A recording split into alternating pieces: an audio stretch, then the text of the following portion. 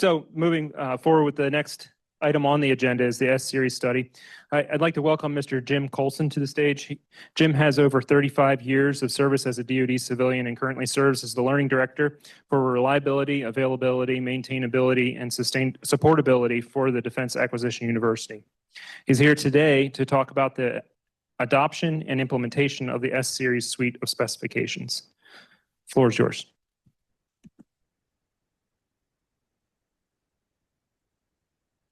All right. Can everybody hear me now? I think I can hear myself, even though. So I'm not a hide behind the podium type of guy. So I will. Hang on a second.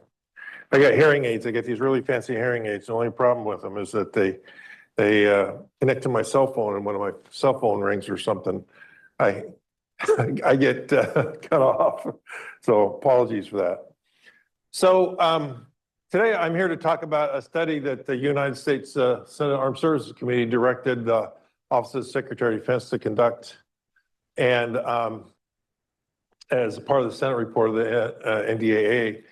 And I'm not going to go through these briefings. These charts are the report that was submitted to Congress, was published and released publicly. So there's nothing in here that's of any sensitive nature. This is exactly what Undersecretary of Defense Honorable William LaPlante signed off on, and this is what was sent out. So I'm not going to go through and do brief these charts. You got them, you have them, you'll have them in your package. They'll be available. You can probably even Google the internet and find them. They are. But I am going to talk to a little bit about the behind the scenes activities of what we did and where we got to. I'm going to dip a little information in here about some of the information that was cut out. Originally, what we submitted to OSD to submit to Congress as a part of the study that we did, it was 49 pages charts long. This one is only 14. So what we'd submitted was considerably condensed because we had, quote, over-answered the question to Congress, and they don't want to give Congress too much information because then it creates more work. So, some of the behind-the-scenes stuff, I'm going to kind of talk about a little bit. I'm also going to talk about some of the items that are no longer not a part of these charts. But I'm working closely with AIA Product Support Committee, which owns ASD and AIA own the S-Series, to try and implement some of the recommended changes that this study, it works. So this is a brief outline. Again, I'm not going to dwell on these charts. On some of them, I'll leave them up for a little bit, but this is what consists of the study, and we'll move on. Here's a congressional requirement. Yes, I'll do this. While it was not actually in the NDAA, it was in the Senate report, which OSD treats as if it's in the actual law. So we treat that language as if it was actually did make it in, even though it was just in the Senate report. So we did this study. We got a little bit of a late start on it because we didn't realize that. And so instead of getting it done when Congress wanted it done in March of 23, we didn't get it done until March of 24. So we asked for an extension and we got it. So, all right, so here's some of the key takeaways. Again, this is super high level. There's not much really to glean from this. There are a couple of things. One of the things I think that we tried to pull out that stand apart was the adoption of S1000D. And for those of you, the specifications are listed right there. That's why I'm leaving it up to give you a little familiarity with them. So 1000D has already been adopted by the U.S. Department of Defense. Pretty much all the services have an implementation of it. The Army's just implementing it for the first time on their future long-range attack helicopter. And so Army's cutting its teeth on the adoption, but the Army has been intimately involved with developing S1000D for decades. So it's not like they've just opening up and looking at it for the first time. And you'll see that on one of the charts, their involvement. And the other one that is, so we treated 1000D as a baseline for our analysis. We'll talk about that in a little bit too. And so we looked at the successes and the not so successes of how 1000D came to fruition. And I remember when OSD was ready to mandate 1000D, let's just do it. And there was a massive amount of pushback from the services saying, okay, well, we agree with getting there. We don't need to do it today. And this was about 20 years ago when Lou Kratz was, right? So some of you may remember that far back, but when he was the Deputy Assistant Secretary of Defense for Material Readiness, they were ready to adopt it. And now it's just now that the Army's actually getting around to doing it. And that's because of some pieces, and we'll talk about those pieces. Hadn't really come into play yet. So our bottom line recommendation was, yes, they are feasible, but they're not quite ready, right? And if we want to adopt them, there's some things we have to do. And we'll talk about that a little bit. So the bottom line recommendation is, and I love to hear that from this morning, our executive panel, is that we need engagement. And we need engagement from departments, the official government agencies, right? If you want to adopt a standard, you need to be engaged in it. And that's not just related to these, but any standard or specification. You need to take time and devote your resources and energy and manpower and money, travel money, whatever it takes, into these specifications or standards that you might be looking to adopt. It's really leverages that engagement, becomes an important part of an understanding and adoption of them. And the last little bullet down there, our group had recommended that we revisit this in about 6 years. We figured, in 6 years, I'll be retired and so will be gone. We don't have to worry about this again.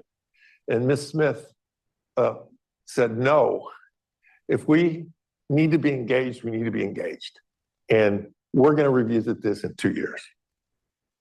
And why did we pick 2 years? Because that's the AIA block release cycle, right? So every 2 years, they try and release all these specifications in a single block, as a synchronous event. All right, so this is the background. And the thing I want to point out here again is the DoD did it to ourselves. Congress, it's all Congress's fault. In '93, Congress canceled the key product support standard called MIL Standard 1388, Logistics Support Analysis. When they did that, they had a caveat that says, well, it will be canceled as soon as there's a replacement for it, either a government replacement or an industry replacement. And so we're like going, okay, so we're in the DoD busy cranking it out, really busy trying to figure out, how we're going to replace it and what we're going to do. And what we really needed, we needed the data. So we came up with this data standard called LMI, Logistics Management Information. And all the whole time, we were getting all this stuff from our European allies saying, well, wait. we're adopting this standard. Well, you can't cancel it on us. Well, sorry, it's canceled, too late. And I remember the British coming over when they were authoring their DEF 60, which was intended to be the British replacement of this.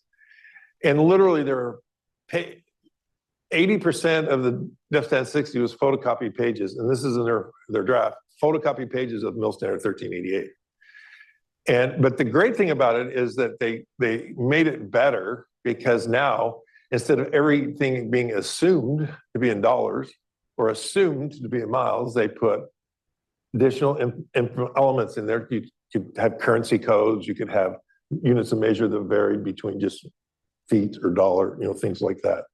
And inches, you could have meters and things like that. So they improved the overall science by allowing us to, so a good thing came out of that cancellation.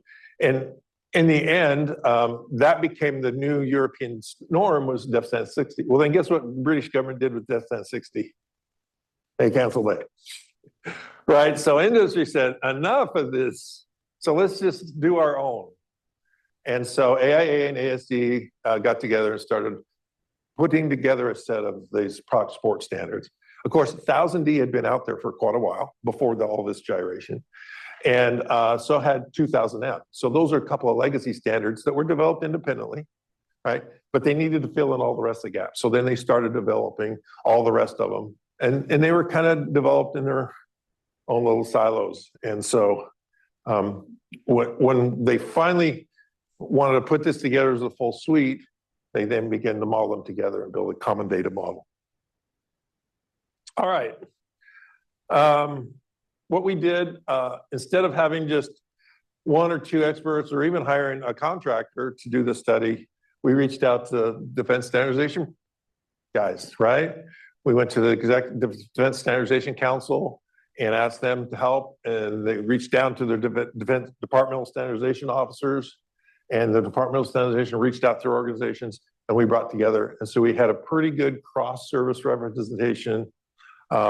It was mentioned earlier by Mr. Miyamatsu that the Army did some of the heavy lifting on this, and they did. And so there was pretty good input from the Army at the detailed level. We had other higher level reviews and input from across the services. So, and that went through the entire study. So, did it advance? Yeah, it did. So when we looked at this, the key themes and perspective came out was that 1000D was going to be our core baseline for what we're trying to look at. Because this is kind of what happened, is that when we got together and started saying, okay, so how are we going to do this? What are we going to assess? How are we going to assess it? It was questions like, when I go to implement these standards, how do I do that? How would I implement them? What are the costs going to be? What are my costs going to be if I go to implement these? You know, I'm already using these other legacy standards. What's going to happen when I convert over to a new standard, right? What are the data system impacts? You know, I'm getting data formatted one way. Now all of a sudden, do I get data formatted in a different way? And so we had to look at all of these impacts. And a question that kind of came up again and again and again was, why? What do I gain from implementing it, right? So we had to step back and kind of think, all right, what is the bottom core line benefit of implementing these? Because they're product support standards. We already had some product support standards, the SAE ones that we're using today, that effectively replaced the canceled ones from 93 or 96 is actually when it got canceled finally. But we're looking at so why would we want to make this big shift? And it goes back to this morning's first briefing about the digital environment, right? We want that core digital thread that goes from engineering, 3D CAD models, right, through to manufacturing and to product support, right? We want that data to flow digitally. We don't want it just to be nicely aligned and translated as move from point A to point B. We want it to be fully digitally connected. So the S series is based upon ISO 10303. Sometimes people call it STEP, Standard for Exchange of Product Model Data. Had been going through some changes to where they were aligning in STEP AP 242, Application Protocol 242, which is 3D models, to STEP AP 239, Product Lifecycle Support. And so much so that those two data models actually share common data constructs. So, yes, that's what we needed. We needed to move data effortlessly without translation from your engineering models to our product support systems so that I can get that bill of materials or that work breakdown structure, whatever your favorite term is, directly into my product support where I can do failure analysis on it and determine what my failure rates are so I can determine how many parts I need and how many mechanics I need and all that stuff that goes into the product support analysis, that we can do that without having to, okay, what does that say? You know, re-enter them in, or or suck them into some sort of spreadsheet and dump them back into another system with doing some sort of data manipulation to get it from point A to point B without doing that, right? So that is what the S series offered us, right? Is that they were using those two, the PLCS data model as their core architecture for their information. So we're like going, okay, all right. So we kind of see where this is all headed. So yes, huge potential, but where are we at today? Well, as I kind of previously mentioned, the different specifications were at different levels of maturity, right? 1000D had been around forever. It gone through, it's like revision 6 is coming up, and there's been 4.0, 4.1, 4.2, 4.3, 5.0. Now we're coming up in revision 6. So it's been maturing and changing over decades. 2000M was strictly used by European community, not at all by US.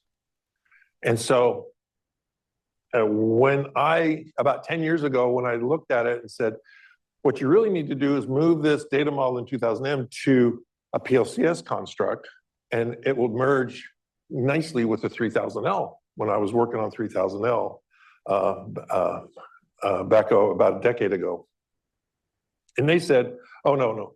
If you'd have come to us 20 years ago, we would have done it, but not today. So I was like, oh, so that's not going to work for us. Well, I went to a conference last September, and they were like, oh, yeah, we're doing that.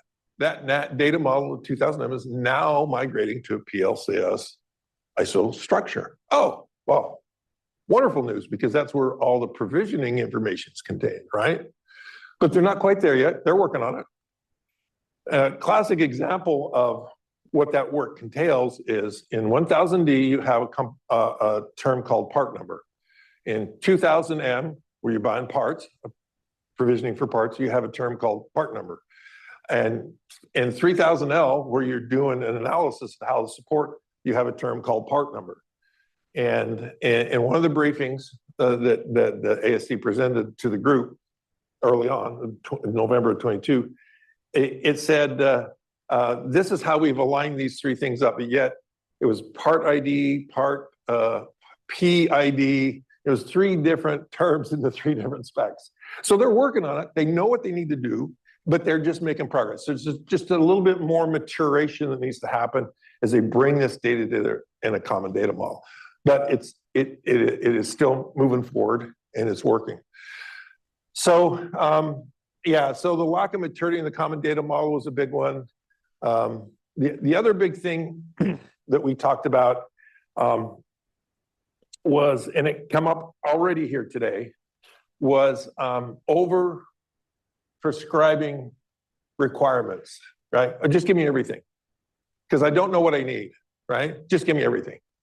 And so we saw that was one of the key drivers that really caused the cancellation of 1388, was because the US didn't know how to properly tailor.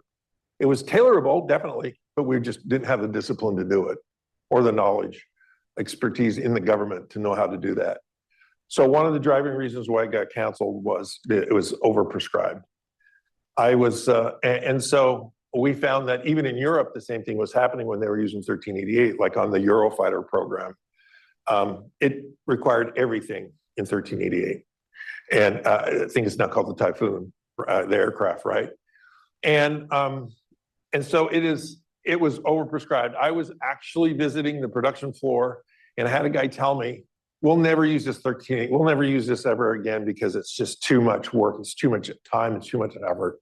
Well, it's not the fault of the science, it's because we didn't properly tailor it, right? And so in order to tailor these specifications, we have to create what they call, in the S-series domain space, business rules, right?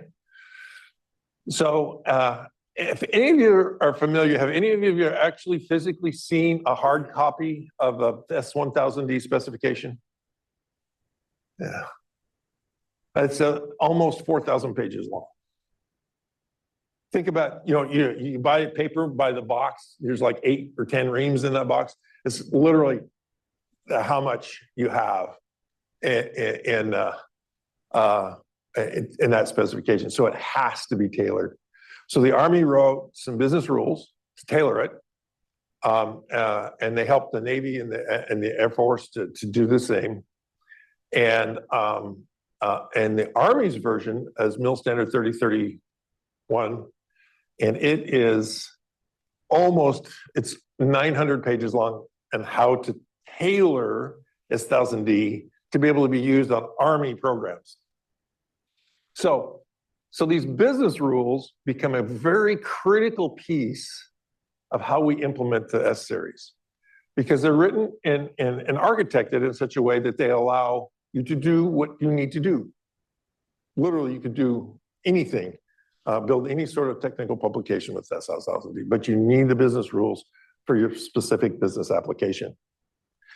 And so when we looked at this, there was no business rules that existed for any of the remainder of the S series. So this became a heavy lift for us to adopt. And how do we write those business rules? We have to get in and get engaged. We have to become members of the committees, and we have to get in and we have to get engaged and help write these business rules, because who knows our own requirements but us, right? Now, in the development of those business rules, there happens to be Navy business rules, Army business rules, and Air Force business rules. We would hope that as we move forward from a joint perspective, that we don't end up with huge, voluminous business rule documents for each service. But we don't know that. We're looking, we just know that that's the experience we had with 1000D. So when we look at the way forward, we have to develop these business rules. The Air Force said, look, before we actually come out with policy to adopt the S series, we really need a guinea pig. We need a program to say, look, we're going to step forward and we're going to throw ourselves out there to see, try the development by the bleeding edge, and see how we get some lessons learned out of that. So that recommendation from the Air Force stayed in our final one. And then there was one little bright spot on the remainder, and that was 6000T for technical publication, for training. For you do your training needs analysis, and you come out and you figure out what your training program is going to look like and how to develop your training data. The Navy had significant participation. As a matter of fact, they chaired that committee for quite a while on the 6000T development for your training publications, and so they architected that to leverage 1000D common source database, right? So the great thing about the S1000D common source database is that you have a single source of truth, right? You store the data once and you reuse it many. So that if I need a caution, a warning, a note, something that goes in the document, and I have to change it, I don't have to change it once. It will reflect that change everywhere in the document. So the advantage, and why 1000D has become really popular, and more so, and adopted already by DoD, is that the sustainment of those publications becomes much more efficient and cost effective. And I don't know if any of you have ever worked with technical publications in the past. Anytime you needed to make a change to the pub, it was difficult because, there's a lot of approval cycles, and then you have to go through and change everywhere. It's just really hard to do. 1000D solved the difficulty of that, and because you had the single authoritative source, you had your single source of truth. Store once, use many, right? And so taking advantage of that architecture, literally, when you think about when you're developing your training systems and the data you need, you're going to pull it basically from your technical publication, right? So your source of data is going to be that single source of data that you use to develop, the input, and develop your technical pub, with some training focus on it, right? So then that's what you can focus on. The data is sourced from that single authoritative source, and then you get to add your training requirements on top of that. All right, so let's jump forward here a little bit more. How am I doing on time? I want to leave some time for questions and answers. Okay, got a couple minutes still. All right, did it move? Oh, am I blocked? Am I frozen? Did I run out the battery? We need a point. Try it again. Oh, there we go. So when we looked at this 1000D use case, we dug in and found some numbers and stuff. And these are numbers that came from the services.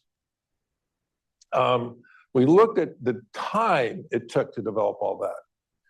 And 1000D has been around for way before 2003, but this is kind of when the important history starts coming about. And we look at this timeline, and our Army led the analysis of the first set of business rules. And our very first set of business rules was published in 2009, right? And it's in 2023 that we first put it on contract. So that was a pretty steep learning curve and time frame to get there.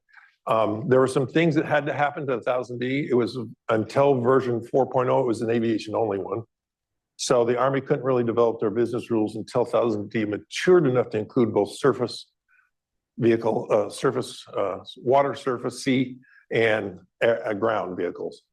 So we were able to develop our set of business rules. So there's some work that needs to be done. Now, none of the rest of the S series are as weighty, voluminous as S1000D, so we anticipate that those business rules can be developed a lot more efficiently and effectively, quickly as well too.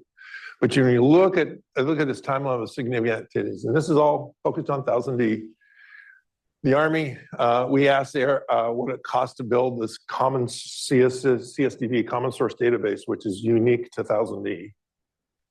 What does it take to build that? And the Air Force did some bids and estimates, and this is what it cost $1 million to build this per program. So the Army was wrestling with both two aviation platforms, and they were trying to decide, do we need to build one just per program, or can we have an Army-centric, Army central repository? And so these are questions that programs have to answer, that services have to answer. And we don't believe that it's a 20-year time period to implement it. I believe that if we get engagement and get participation, and S1000D had really good engagement and participation from all the services, that we can get there a lot quicker. It's not as complex as the rest either. All right. And of course, the Navy use case, I briefly touched on this about how 6000T can be adopted by any program that adopts 1000D. Now, we said, does that mean you have to adopt 1000D to adopt 6000T? And they said, no, you can put that across any sort of similar architected database, right? Where you have a common source. But I don't know why you would do it on anything other than that, because now you're talking, if every program has a different database, you're talking a different architecture for each one of the programs. To me, I would just say, if we're going to update 6000T, we'll mandate it for every program that's doing 1000D already, because otherwise you'll have too many different versions and configuration management would be difficult. And then, of course, the business rule development is ongoing. So this was not strictly done by the US. We engaged with a lot of our international partners and allies. And to me, one of the biggest and best thing that we did, and I enjoyed the most, was this Defense Interest Group, or the DIG engagement, because we could share horror stories. Every one of us, every one of the governments that you see listed up there, horror stories of failed implementations, not of just S1000D, but of the topic of product support, which is what these specifications are about. And so there's a strong desire to try and fix that. And how do they fix that? Well, I think I go back to the overprescription and that was talked about earlier, that why do we not tailor things? And I think it goes back to the simple principle that Stephen Covey teaches in his 7 Habits of Highly Successful People. I hope I got that title right. And that is, the number 2 rule is begin with the end in mind, right? And that means that you ask the questions. Do I need a technical publication? Okay, yes, I do. What do I need to be in that technical publication? Do I need a FAMICA or a fault tree analysis? Or do I need these things, rather than just putting them on contract and telling us to do them? What do we really need to sustain the system from a DoD perspective throughout its life cycle? And if the answer is, well, we're going to do contractor logistics support for life, then you don't, quote, technically need any of this data, right? You just can say, I don't need any of this data, and move on from there, right? But you ask yourself the question, what happens when this contractor goes away? You know, look, think of the A-10, the Warthog, right? It's been around forever, right? Does anybody here know who the original manufacturer of the A-10 was? Fairchild Republic, right? I don't know who said it, but Fairchild Republic, right? I don't even know if they were in business when I came into the government service. I don't even know if they were. So, you know, where is that contractor? If we had done CLS for life with that contractor, where would we be? You know, that's a great aviation system. Its wings are literally falling off of it. And it's, but, you know, it's a great close combat air support system that literally no other aircraft can equal its kill power. So we look at things like that. So you ask those questions and say, oh, wait. Yeah, what do we do? We didn't buy any of that technical data. We didn't buy any of that proc support data. How are we going to support it in the field if we don't have any of that information? So you got to find out what the minimum set of information that you really need. And but we had a really great synergy in this defensive integrated proc support DIG, Defense Interest Group. And we continue to have good engagement from them. I think it's a great partnership with our allies as we move forward with this, because I think it just means that they will be better. Everything will be better. And this is some of the feedback that they gave us. This is not something that we contrived. One of the things that they said that they felt needed to be improved was they felt that the S-Series was written by contractors for contractors, because there's things missing like depot heavy maintenance facilities, right? That's not really addressed in the S-Series. So many of us may or may not know that there's a 50-50 rule in the US, right? 50% of our depot activity has to be organic. You know, the military has to provide those depots. The other 50% can be contractor. If I were a contractor, I would recommend that all maintenance be done by me, right? Because that would keep lots of jobs in my company employed, lots of people employed in my company. But for national security reasons, the OSD said the 50-50 rule is important to keep and maintain. There's no way to figure that out in these specifications because the word depot is not found anywhere. So it's like, okay, so there's some things, some gaps that we need to close. There's some perspectives that need to change and adjust. But you ask the question, why aren't these in there? Well, it's because we've had a lack of DoD engagement. We haven't had people at the table asking for things like that to be included in them. How do we fix that? We engage. Right. And that message resonated as well with our European allies, including others such as Australians as well, right? Who are very seriously looking at these as well. So we're seeing that we need engagement, and those countries like UK, US, hopefully a better engagement from the US, and Australia, they are engaging. They're going to want to see their requirements in there. And that voice, as that voice grows, that carries a great weight with the governance bodies in the SRE specifications. And right now we felt that, so these are some of the things that we talked about. Okay. Here's some of the industries that we engaged with. Obviously, the owners, the ASD and AIA, Airbus, Boeing, a lot of the big guys here in the US and in Europe. And when we talked about them. All right. Oh, am I going the wrong way? Okay, I've lost track of where I'm at. No, I'm going the right way. So just to kind of start to wrap this up a little bit, AIA has opened the doors wide open to us and say, hey, we want your engagement, right? Come engage. And so that's what we're trying to do. Part of why I'm here is I believe in specification standards and engaging in standards that if you want better product support standards, of course, that's my area of specialty, right? That we need to be engaged. And so this is how we're going to be engaged, and through the different users forum, participating on the council, and continuing to work with the existing standards that we have. So, and our final recommendations are path forward.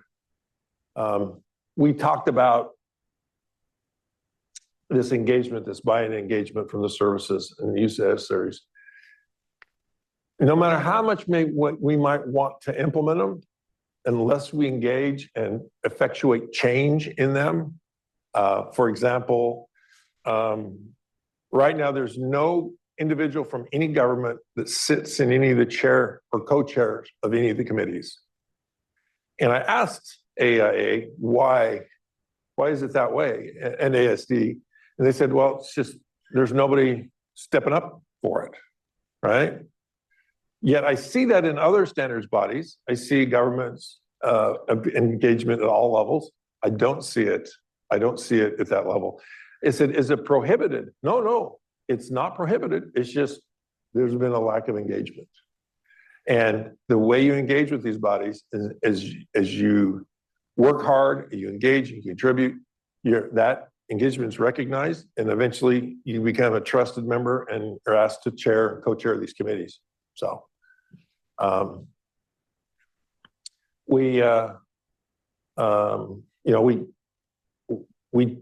don't know, the key path forward, the key three things that we saw was engagements, which led to engagements in governance, right? We need these changes. Well, nobody else wants them, so we're not going to make these changes, right? If we're engaging with a stronger group and a stronger voice, we need these changes. We need these changes. Now, all of a sudden, you've got people engaged in governance and it says, yeah, we agree with these and these changes will happen. We need to develop business rules. We need to make them contractable. They're not very contractable right now. They're written like handbooks and guidebooks. So we need to change the construct of them so that we can clearly contract for them using DIDs and CDRLs and things like that. And so there is some contracting challenges. There's some great guidance in them, but I don't know how I would contract for it. And that's not just me. That's what all of our allies said as well too. We don't know how. We couldn't call it a deliverable. We wouldn't know how to do that with the specs. So we have to work on the contracting language. Governance, contracting language, and the data model are the three big things that we need to work on. So, all right. Ms. Tarabell, she was a young lady that co-led it with me, the study with OSD. She was actually worked directly for Ms. Smith, Deputy Assistant Secretary of Defense. And I'm just the DAU puke that had all the technical knowledge that tried to keep the cats focused on the technical part. So, all right, any questions? Did I leave any time for questions? 6 minutes, perfect. Any questions? There we go. Hi, Chris Paquette, Navy. So Hey, Chris. I'm trying to connect the dots. So I looked up Mill Standard 1388. Yep. canceled during acquisition reform. Yep. Back in the And like 90s. many of the mill standards canceled, then replaced by a mill handbook 502. Yep. And I heard this morning from Mr. Miyamasu, they're working a project on mill handbook 502 and an SAE standard 0017. Yep. So what's the connection between that and the 1000D projects you're talking about? So, the 1380 had two parts to it. It had product support analysis, or logistics support analysis, which is the analyses that generated data. That second part was the database, or that data construct, and they called it LSAR, logistics support analysis record, under the old days. So when it got canceled, two specs came out. 502, the original 502, which talked about the processes. It was guidance on the processes, which kind of replaced the old -1 of 1388. The -2 was the database part. It was replaced by MIL-PER 49506, called Logistics Management Information. Okay, and so that was the data construct of how to feed data. And the primary purpose of that was, one of the primary purposes, and when we developed that spec, was to feed required data to our military systems. For example, provisioning data had to come into government provisioning systems. In the Air Force, it's the D220, the Navy was ICAPS, and the Army was, back then, the CCSS, but now it's LMP. But that data had to be fed into the Army provisioning systems to be able to provision parts and stuff like that, 2000M space. And so that's the history and the progression of those specifications. So 502 remained a handbook. When we published the SAE standards, 502 became guidance on how to implement the SAE 0007. It was called GIA 0007. And it also gave you guidance on how to contract for the analyses, which were in the 0017. So the SAE standards still had similar construct where they discuss activities and processes, analyses, and then the data that the resultant was managed in a separate specification. So both of those specifications exist today. They're in use by most programs across the DoD, and they reside in a single authoritative database, integrated relational database. So if you change it in one place, it changes everywhere. So the only fault with our current specs is that they're not 100% ISO compliant. But we did make progress. While I was supervisor in that area, every release we tried to make closer and closer and closer progress to becoming PLCS ISO compatible. And so, are they there 100%? Not quite, but getting close. We also had compatibilities with S1000D. So you mentioned S1000D, which is part of the S series, but not all. It has that CSDB, Common Source Database. It stands separate from the rest of the S series data structure, because the rest of the S series data structure is centered around PLCS. Again, this is very technical, I apologize. But the S series, the S1000D still stands apart. It needs to be integrated as well, but there's a desire to do that, but that hasn't begun yet. All right, thanks. Yes, ma'am. Hey, Jim, you mentioned business rules quite Yeah. a bit. I'm trying to wrap my brain around that. Can you give Can you get a some little bit closer to the examples? mic? Sorry. Can Can, you repeat that a little bit? yeah, Thank you. is it okay? So you mentioned business rules quite a bit throughout your presentation. I'm trying to wrap my brain around that. Can you give me some examples of what you mean by business rules? And I'm trying to make the connection between business rules and tailoring and how it helps. So, so they're intertwined, right? You use business rules to tailor the specification to your needs. Now, the business rules is in effect tailoring guidance, but you still need to tailor the business rules. In other words, you need to very specifically understand. So an example of a business rule, and the reason why Army and Navy have different ones is because, flight safety, the Army might have different flight safety for helicopter aviation than they do for jet fighters, which the Air Force has, right? And so you have very specific requirements for the jet fighters that are different than what the Army might have with their helicopters. And so you have to look at those rules, those requirements that you need for your program. And I think it goes back to Stephen Covey and asking those questions, what do I really need? Well, I need flight safety, safety of flight, activities to be done, right? Analyses, and I need those things to be done, and I need them to be done in a certain way. And because I use a broad term like safety of flight, we all know that that's lots of choices in there. And so the business rules help guide you through that. That's why the Army business rules for 1000D is almost 900 pages long. Because there's lots of guidance in there and lots of helping you understand what you need to contract for. And that's the key piece of the business rules, is to give you that contracting language guidance. So when you write the contract, you don't really specify the specification of the, you specify the business rules that tell you how you're going to implement the specification. It's implementation guidance. And it's contractable implementation guidance. So those are two really good questions. We could talk about this for hours. I'm sure nobody would be able to stand here full time. Any other questions? All right. I think I'm getting the hook. Thanks again for everybody. And I'd be more than happy to talk about it. I'll be here all week. So thanks again.